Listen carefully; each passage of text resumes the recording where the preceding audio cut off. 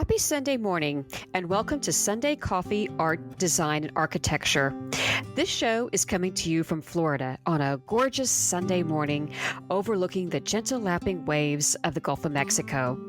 My motivation for this podcast channel is to broadcast good news, stories, interesting people, and food for thought. So pour yourself a nice hot cup of tea or coffee, take a deep breath, get cozy, and enjoy a break for some uplifting conversations. Today's guest is Edward Struzik, and the book is Swamplands, Tundra Beavers, Quaking Bogs, and the Improbable World of Peat, published by Island Press in 2021. Edward has written about scientific and environmental issues for more than 30 years. A fellow at the Institute of Energy and Environment Policy at the Queen's University in Kingston, Canada, his numerous accolades include the Atkinson Fellowship in Public Policy, the Knight Science Journalism Fellowship, and the Sir Stanford Fleming Medal. His books include Future Arctic, Arctic Icons, The Big Thaw, Northwest Passage, and Firestorm. Good morning, Edward. Welcome to the show. Oh, thanks for having me on. Well, do you have your cup of coffee ready?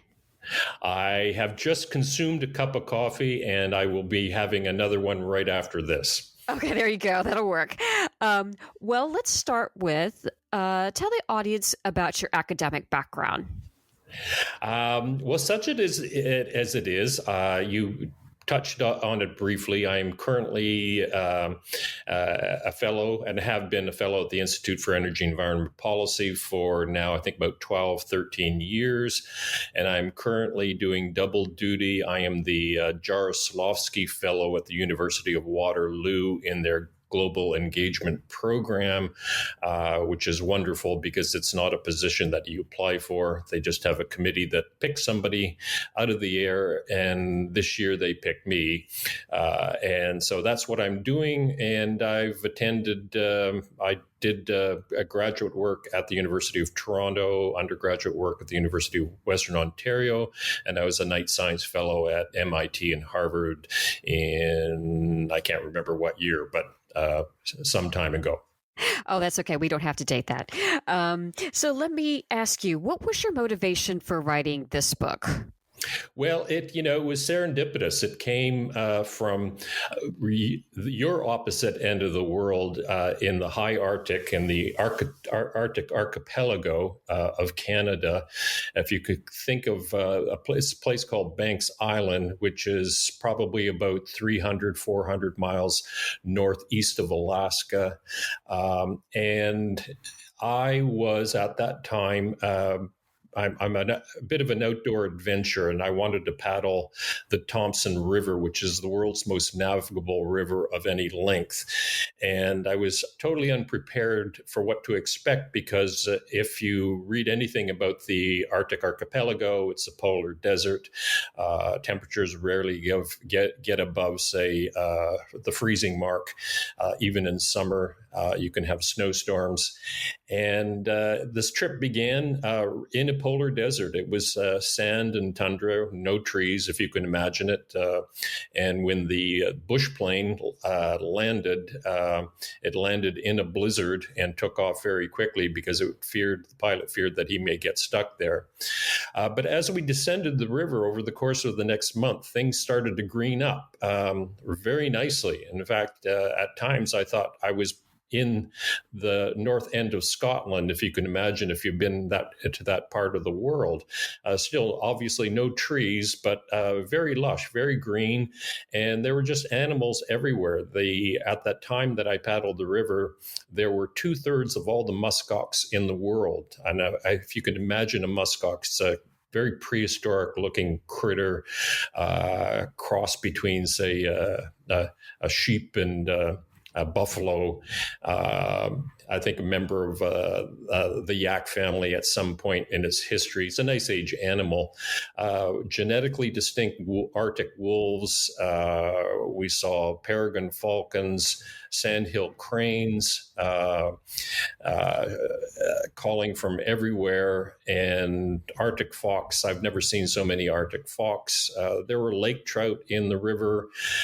It was absolutely marvelous. And I was trying to figure out, why is this island so distinct from the rest of the 27,000 islands in the Arctic archipelago? And one reason is climate. It's the most westerly of the islands, and so it gets a little bit of a Pacific influence there.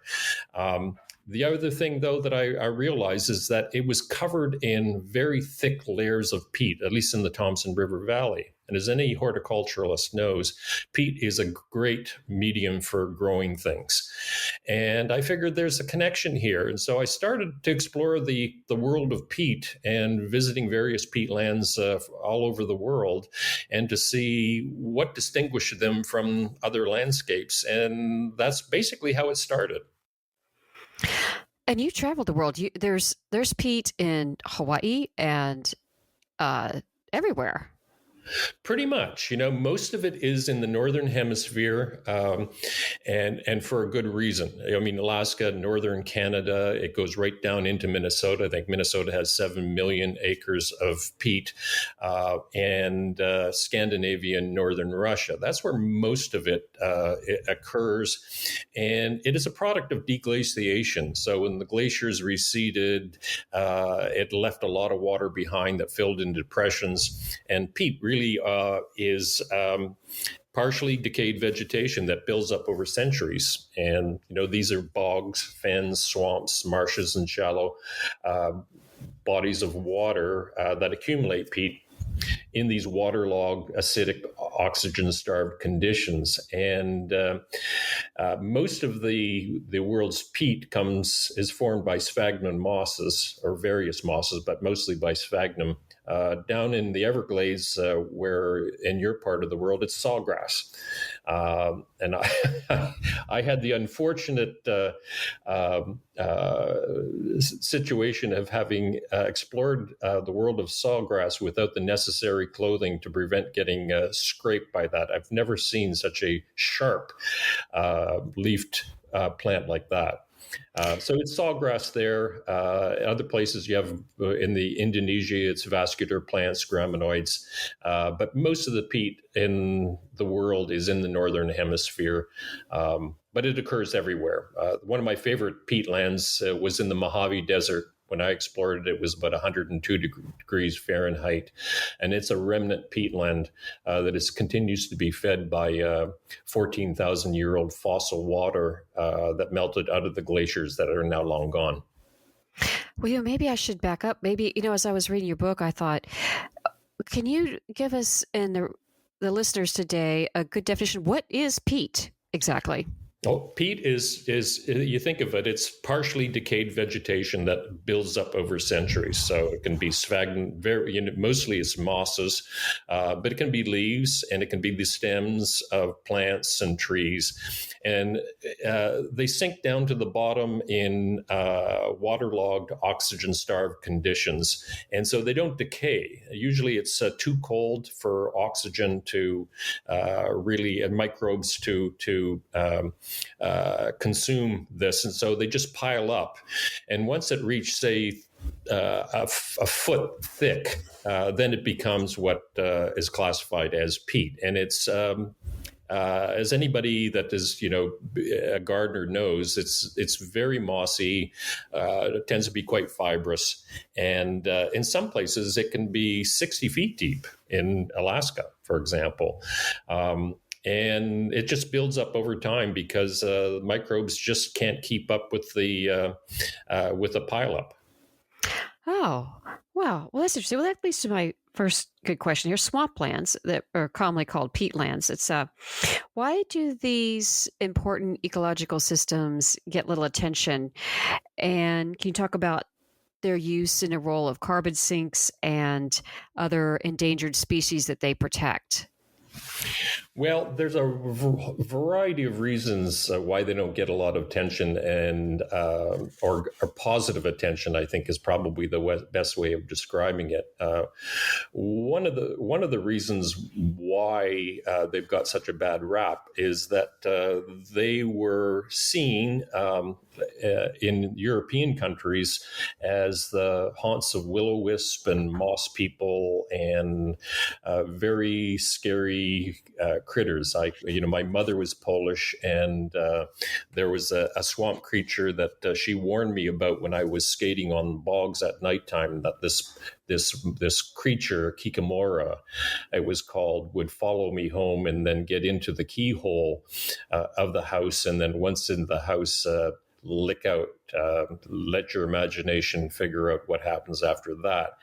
And so they were, and it came from the fact that there is this methane that percolates out of these bogs and fens, and sometimes that methane combusts. It glows at nighttime, and so the superstitious would view them as unworldly creatures, and so you avoided these places. And they carried it forward to the idea that they were unhealthy soils, that existed, that peat was an unhealthy soil, and that they were the trigger for a lot of the reason why people got cholera, bad colds, flu, things that we now diagnose as anything other than coming from unhealthy soils. But so they saw them both as evil places and unhealthy places. And in Great Britain and other parts of Northern Europe, the idea was try to drain them to make them more healthy and then turn them into farmland. And that ethos was brought over to the New World, to the Americans. The Jamestown settlers had similar thoughts about the swamplands around Jamestown. One of the most iconic swamps in the United States is the Great Dismal Swamp on the Virginia-North Carolina border. It's a massive swamp, one of many, many that existed at that time, all the way from Maine right down to North Carolina. And one of the first things that came up, at least in the first generation, second generation of the Virginians, was let's drain the swamp and turn it into farmland. And the first company to try to do that was headed by George Washington, who became the first president of the United States. And there was this continuation. Congress invested in the drainage of the Great Dismal Swamp. They passed swamp acts in 1849, 50, and 1860, which resulted in the drainage of 65 million acres of swampland all across the United States. So many of them just disappeared almost entirely, like the Black Swamp in Indiana and Ohio virtually disappeared as a result of the swamp acts. Wow, I had no idea. Yeah, it was really a mantra at the time. And Henry Flagg French, anybody that knows anything about tile drainage, the most common one is called the French tile, and it was essentially invented by Henry Flagg French, who was an assistant treasurer for the U.S. Congress, and he went around. He wrote a book about the importance of draining every swampland in the United States. And he had a great following. His book and many other similar books were bestsellers in those days. As how do you drain the swamp? Well, I was about to say, my offhand question was, how they drained a swamp, where they put the water. That's an interesting engineering question. Well, it is an interesting engineering question, and more often than not, what they did was that they would drain it out of a lowland into an area where the water would evaporate, and wasn't not the most efficient way of doing things because water tends to come back as a result of gravity. So it required an awful lot of tile to get this done. In fact, one of the tile factories were some of the biggest employers in the late 19th century in the United States. They were all over the place. Very few of them exist now, but I think in places like Indiana, there was something like 80 tile factories in operation at the time, and it was simply to try to drain as much water as possible. Nowadays, we continue to do it not only with tiles and pipes, but with pumps. Many towns and cities were built on former swamplands, and they have a flooding problem. And so the way they deal with it is they have built these massive pumps to try to pump out as much water as possible. And just this past few months, we saw what happened in British Columbia, which has suffered one of its worst floods in history. Most of the flooding occurred on lowlands that used to be a massive swamp, and the pumps just couldn't keep up with the amount of water that rained down on that, and it caused several $billion of damage. And we see that all across North America. It's a very serious problem. And the other thing that exacerbates the flooding is that if you think about it, peat moss, for example, can absorb 26% of its weight in moisture. So in the past, when it did rain very heavily, the mosses would absorb it and mitigate the flooding that would occur. But because we've removed so much of this peat moss from the landscape, there's nothing there to sop it up, and so it just floods. So it's about knowing your landscapes before you build something. Yes, I've seen that a lot around in Florida. The joke, prime Florida swampland for sale here in Florida. And then a lot of places with these hurricanes, people were like, I can't believe my neighborhood flooded. And I'm like, well, I can, because I remember it was swamp or wetland before those houses were built there. Right. That's actually, and now many, parts of the United States, for example, in the Great Dismal Swamp, the U.S. Fish and Wildlife Service is trying to re-wet the degraded areas of the swamp to restore that peat so that it will absorb the seawater intrusions that come into play, and also some of the heavy, the tropical storms that come in and drop so much rain on people who have built on those lowlands. And it's going slowly, making some progress, but it's not pleasing the people who have suffered from all of the flooding. They blame it, these dikes and all of these water retention structures that the U.S. Fish and Wildlife Service has built on the flooding that occurs, when in fact really it is just Mother Nature and rising sea levels combining to create the conditions where there's just no more moss to sop things up anymore. So I don't envy those engineers that are trying to solve that problem, but that really is one of the best solutions that we have. Oh, interesting. I want to change a little bit. I want to talk to you about the carbon sinks. And it says that these moss peat areas provide more carbon sinks than even our big Amazon forest, et cetera. Could you talk to us about that? Yeah, sure. It's just a simple mathematical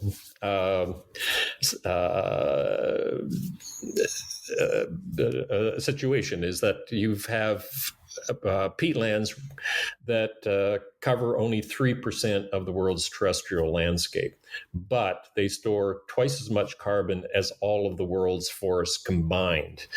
And in some cases, such as the Hudson Bay lowlands in Canada around Hudson and James Bay, they store 5 times more carbon than the equivalent of area in the Amazon rainforest. So they're wonderful storehouses for carbon. And they don't sequester a lot of carbon, only maybe 1% of what we are producing from industrial purposes. But they're great at storing it. And so really, if we're going to deal with climate change, we've got to stop degrading these peatlands, because once they're degraded, they start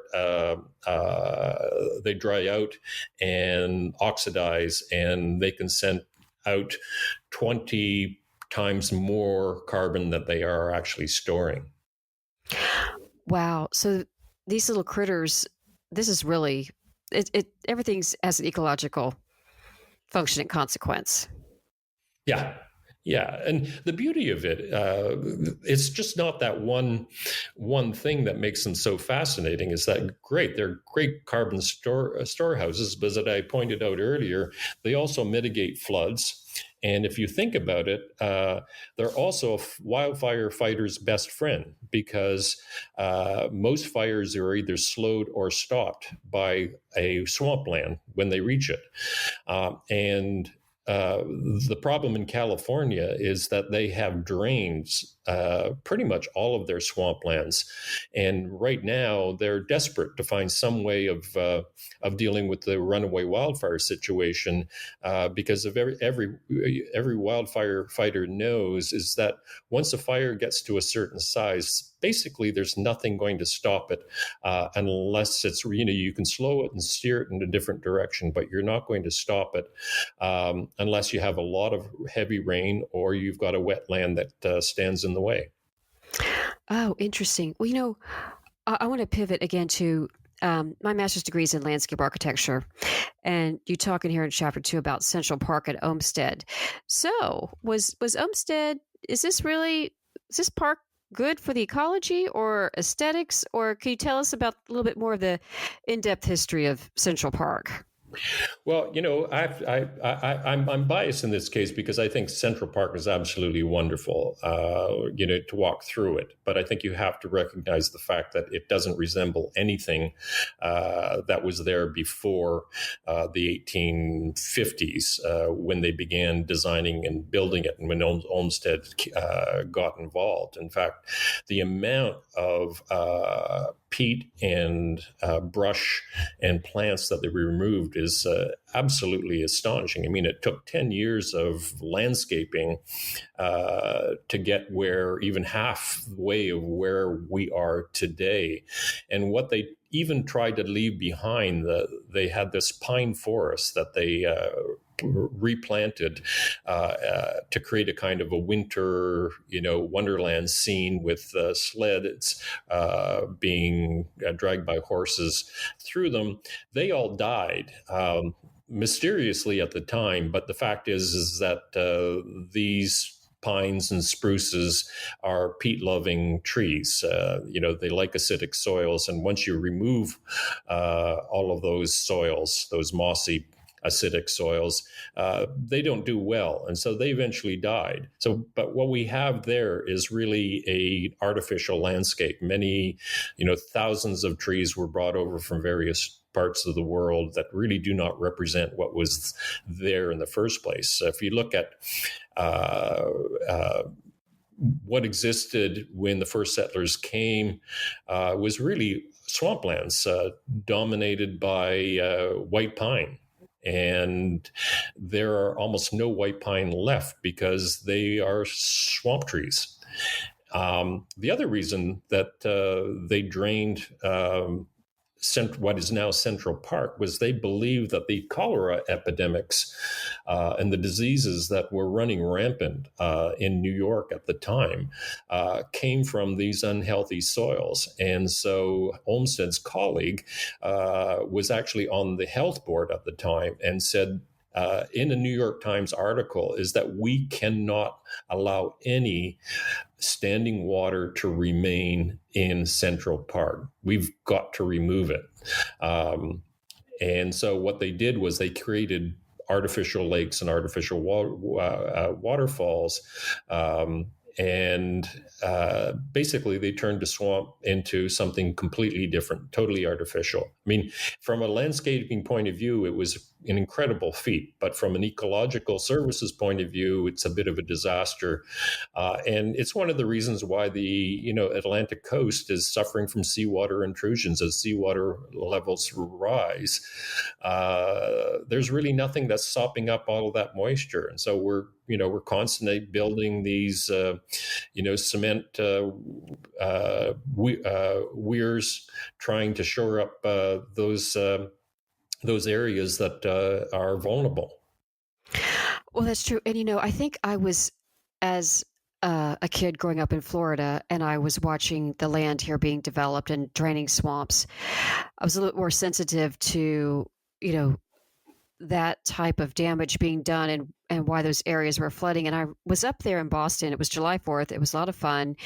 But on a little tour bus we went around, I said, yeah, this used to be the coastline, and then we filled it in and built more coastline. I'm thinking that's not a good idea. No, it's not. And yet it's been, we see it worldwide. I lived in Boston for a while, and what everybody takes for granted, is that it's, the state is the cranberry capital of the United States. And the fact is that cranberries are a peatland plant, like blueberries as well.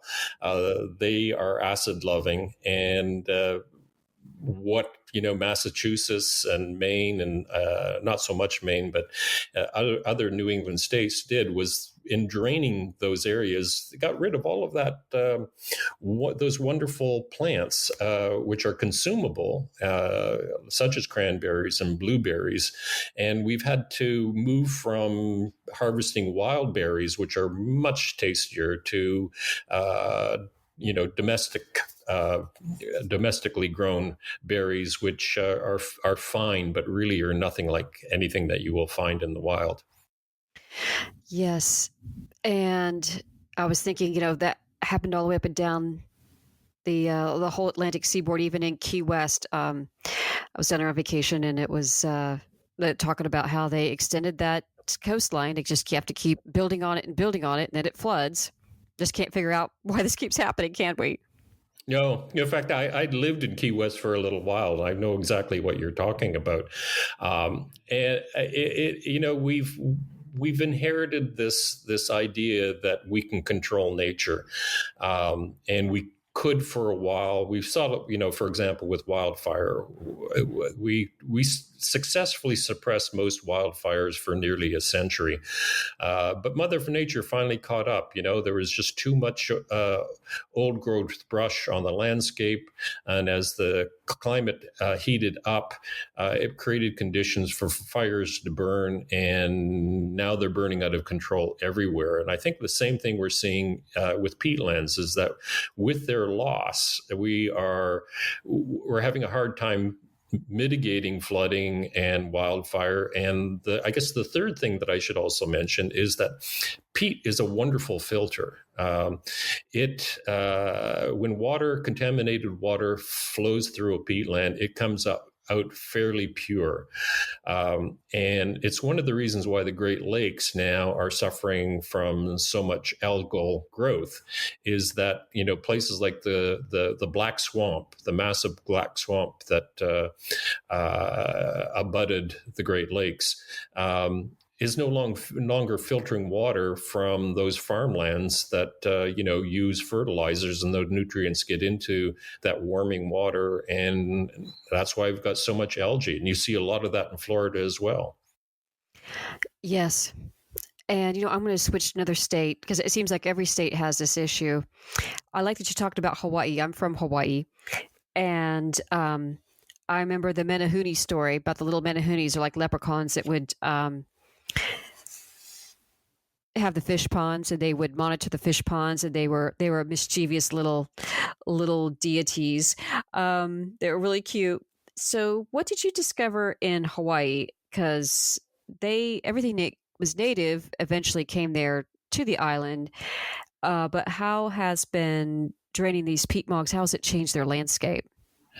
Well, it's resulted in the loss of a tremendous number of species, and it's not just the loss of peatlands. It's the fact that so many plants were brought over from the mainland that outcompeted, those wonderful Hawaiian plants that evolved like plants in the Galapagos, independently and uniquely. The many, not a lot of orchids, but just wonderful exotic plants that just adapted to that wonderful tropical world.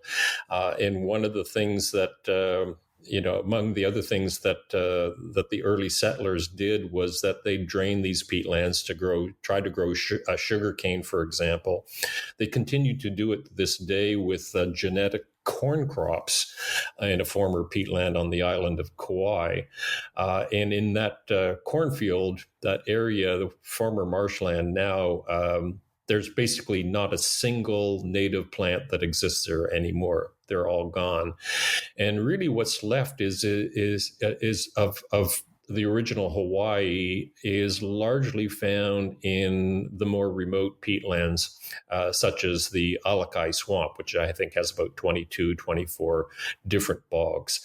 And the only reasons why that they're still intact was that they're high enough and far enough away from cities that people just they tried. There was an idea, it was to dam the river that flows out of those bogs, but it was turned down as uneconomical, and a lot of Hawaiians revolted just because it was a holy place.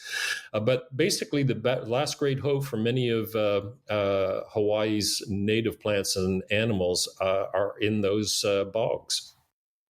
So, how many you have they have the plant extinction prevention program over there? How many? What are these? It's kind of a devil's advocate question. Why should I care about saving these rare plants? Well, I think that they're a thing of beauty. They are. If you're religious, I'm not. They're God's creatures in a way, and if you're simply respect nature, they are really a reminder of how wonderfully plants have evolved in different circumstances and situations, and in sometimes very unique ways.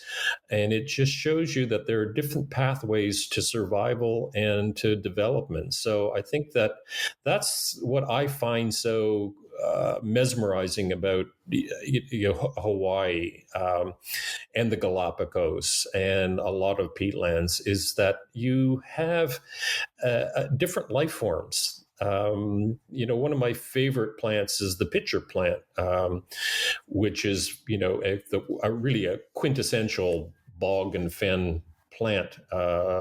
Looks a little sinister in a way, and like many plants in a bog and a fen, they can't get their nutrients from the soil because there's not a lot of, it's just too acidic to provide them with the food that they need. But so they get it from, the insects that fly into their pods, and they survive that way. And what's even more fascinating was just a couple of years ago, a botanist discovered that pitcher plants also consume juvenile salamanders. So you just think of, you have to look at nature quite differently when you see these life forms really doing very well in what we would consider very hostile conditions. And I just think that it's kind of an affirmation of life. Is maybe the way I would best describe it, and that every place has value, be it a desert, be a mountaintop. And we've attached some value to a lot of these places, but we've really overlooked peatlands, I think, at our peril. And it seems like that we really just have become so disconnected, and we don't realize that all of these things are going to affect us eventually. I think so. If there's any benefit to this terrible pandemic we're going through, and I'm only intuiting here, but I'm getting the sense from friends and people who have emailed me, talked to me when I've talked to them about my book, is that people are no longer able or comfortable enough to go to restaurants, the theater, and movies, and so they're starting to explore the little wildernesses around where they live, and including bogs and fens, because not a lot of people go there. So there's not some. It's a matter of self-discovery, and they're taking incredible pleasure out of that. And so I'm hoping that this is one of the positive things that come out of this, is that people do reconnect with the natural world around them, and better appreciate what we have before it's all gone, as Joni Mitchell would say.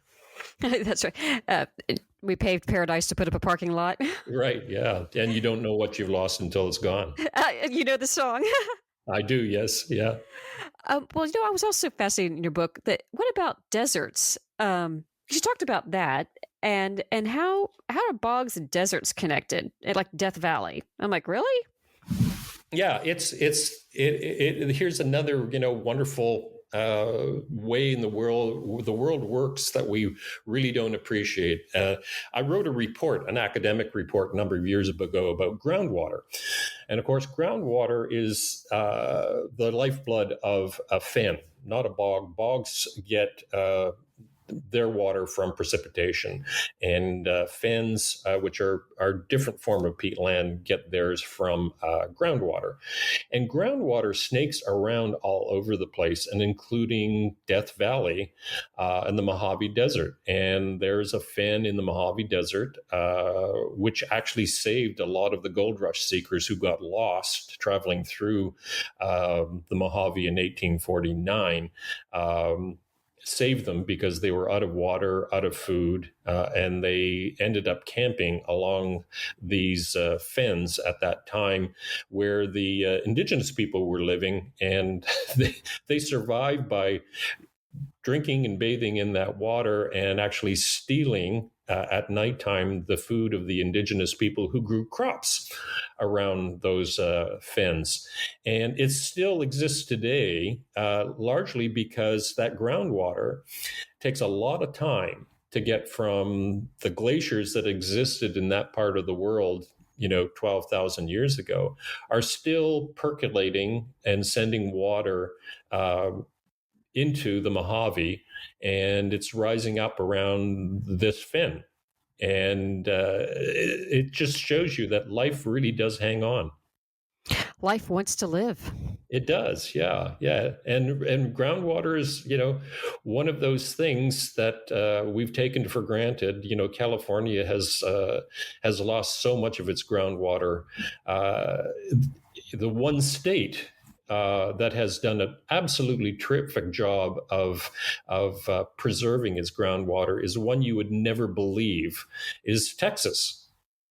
It has the best groundwater management program in North America by far, and the main reason why was that a Supreme Court decision forced them into basically rationing water. Otherwise, the federal government would have stepped in and started managing the groundwater that feeds cities like San Antonio, which I think is the sixth largest city in the United States and one of the fast growing.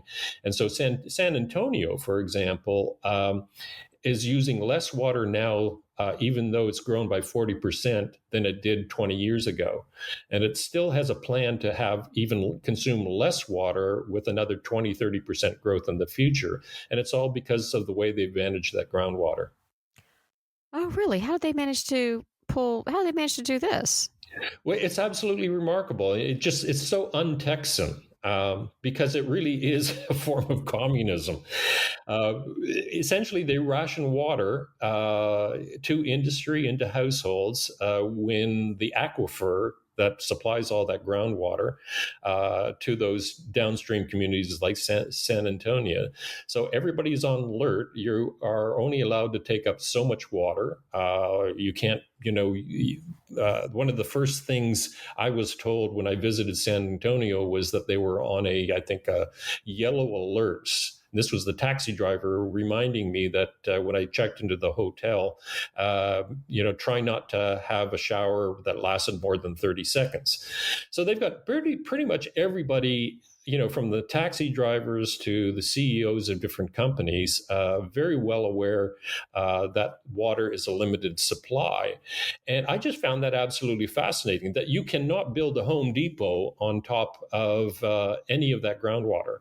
And the reason being, or any other industry, the reason being, if there was a fire and, the warehouses store all kinds of different chemicals and paints would get into the groundwater, it would contaminate the supply that goes downstream. And so they have these building codes and landscape codes that are way ahead of everybody else. And I tried to sell this story to some people, but because there's so much animosity towards the state of Texas, they just go, I don't believe it.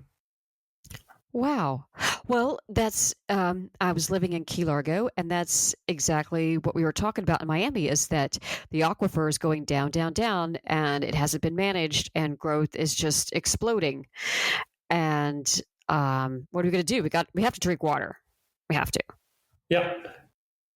But, the drinking of the water is really not the big problem. It's all of the other ways that we abuse water, such as, watering lawns. The American lawn is probably one of the great ecological disasters, landscaping disasters that we have. Having a single plant, people, pulling out dandelions and other wonderful, what we call weeds, to create a monoculture, and that monoculture cannot survive without a lot of water. And so we use a lot of precious water simply to have a green lawn.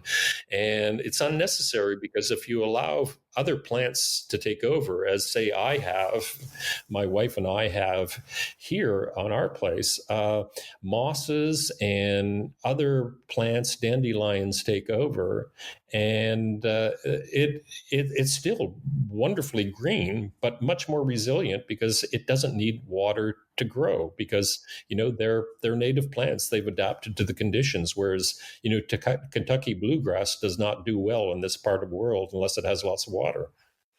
Yes, I was working in landscape maintenance and et cetera after I got my landscape architecture degree, and it was very eye-opening. Somebody asked me, how do you keep this grass so green? I'm like, well, you water it a lot and you put a lot of fertilizer on it.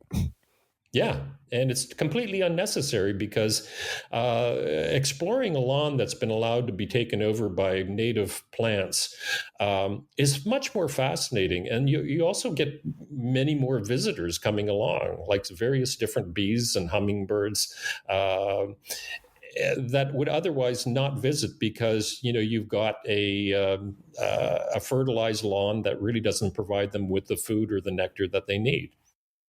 Well, let me ask you, what is your favorite swamp?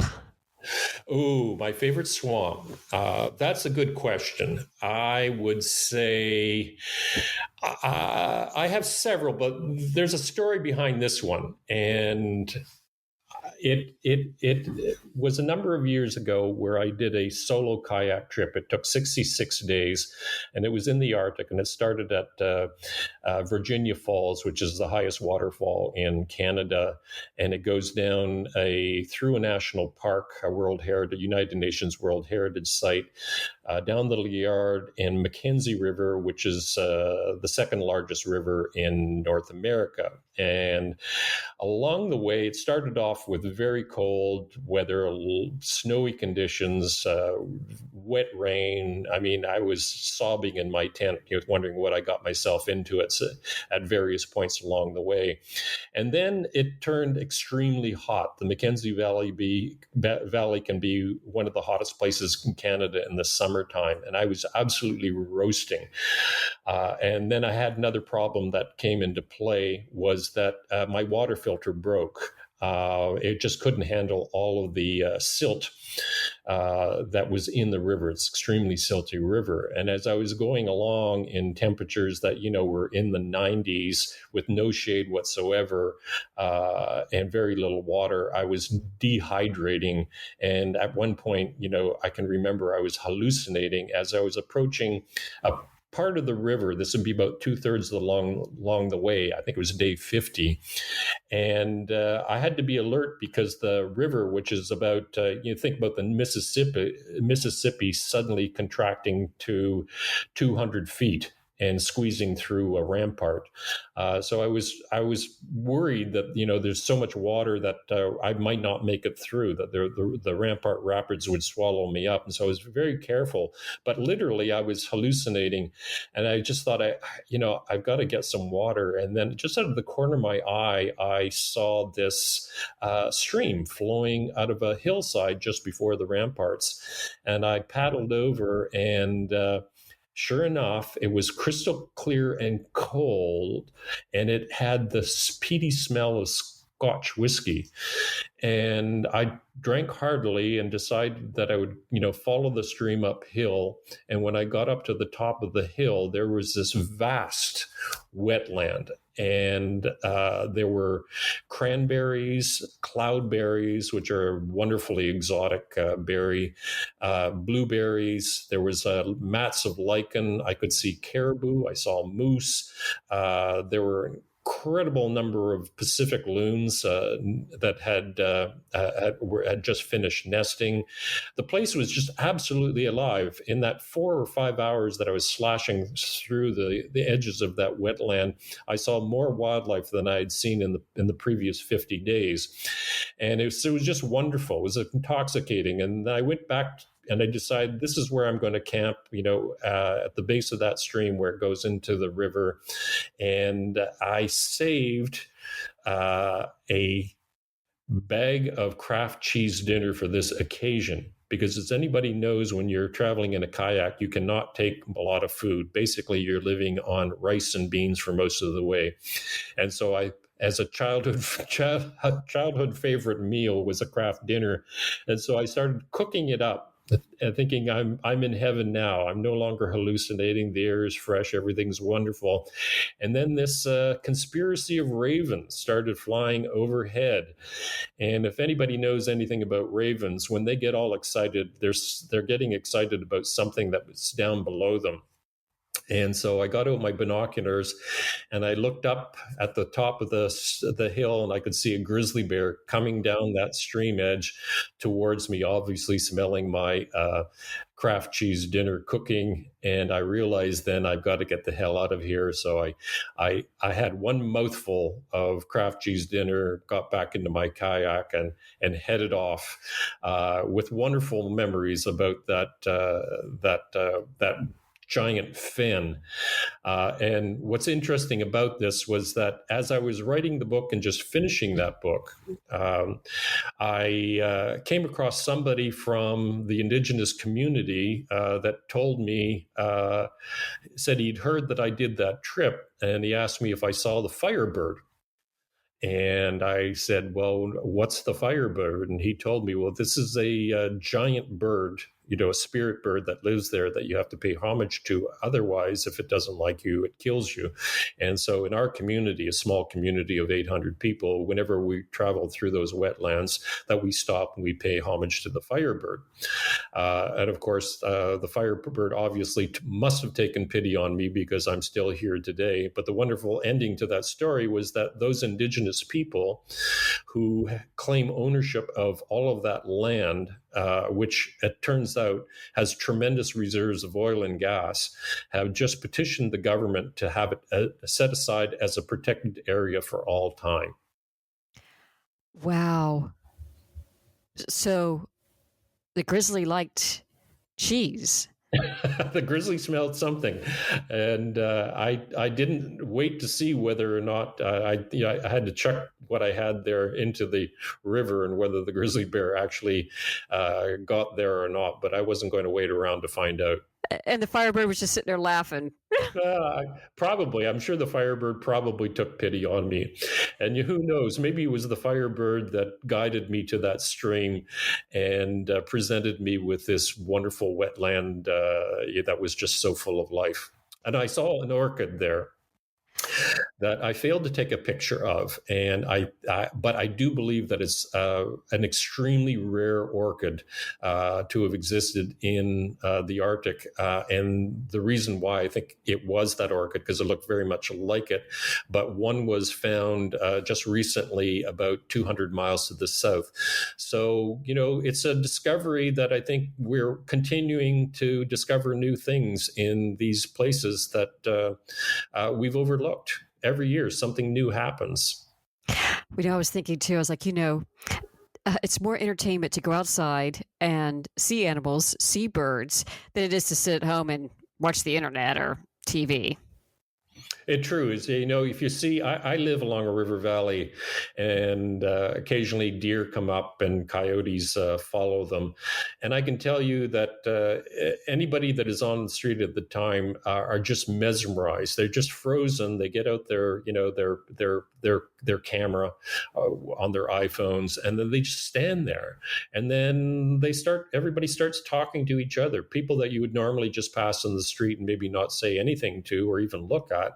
You're chattering away because they're just, it reminds them that the world is wild, and wild is a lot more interesting than domesticity. And nature connects us. It really does. I firmly believe that, and I'm not the only one to say it. But I think it also reinforces, being in touch with nature.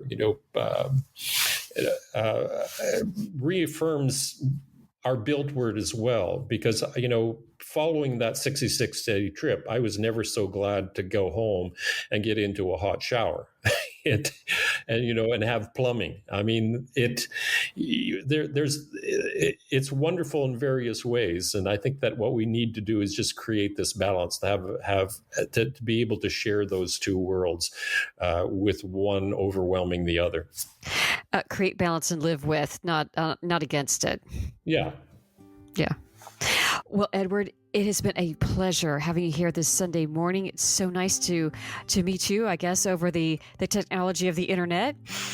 And I'd like to let everybody know that your book is Swamplands, Tundra Beavers, Quaking Bogs, and the Improbable World of Peat, published by Island Press in 2021. And Edward, let me say your last name right, Struzik, is that correct? Yep.